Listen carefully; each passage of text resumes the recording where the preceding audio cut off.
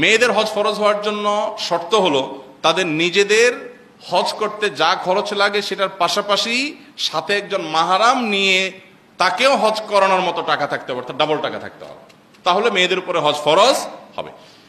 এখন যদি কারোর ডাবল টাকা না থাকে কিন্তু তার বাবা যাচ্ছেন, ভাই যাচ্ছেন, কোনো মাহরাম যাচ্ছেন, তার সাথে তিনি অ্যাড হয়ে গেলেন, ওকে, তার হজ আদায় হয়ে যাবে, কিন্তু শরীয়ত তার উপর হজ ফরজ করে নাই। হজ ফরজ করেছে তখন যখন তার কাছে দুইজনের হজ করার মতো আর্থিক সঙ্গতি থাকে। এখন ছেলেদের হজ ফরজ হওয়ার জন্য যদি লাগে কথার কথা এখনকার বাজার অনুযায়ী 7 লাখ টাকা, আর মেয়েদের হজ করতে কত লাগবে তাহলে শরীয়ত মেয়েদের হজটা তুলনামূলকভাবে ছেলেদের চাইতে অনেক কঠিন করেছে।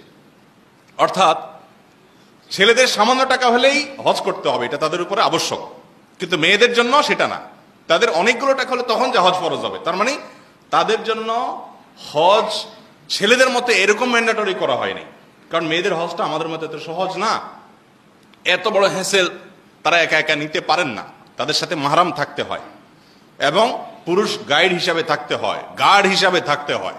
আমরা এর আগে বিভিন্ন সময় বলার চেষ্টা করছি, মেয়েদের সাথে যে পুরুষদেরকে সফরের দূরত্বে যাওয়ার সময় থাকাটা শরীয়ত আবশ্যক করেছে, এটা হলো মেয়েদের সম্মানার্থে, তাদের নিরাপত্তার জন্য, তাদের গার্ড হিসাবে, সেবক এবং সহযোগী হিসাবে। সফরের দূরত্বে কোনো নারী যখন যাবে তখন তার সাথে একজন পুরুষ মাহরাম থাকে।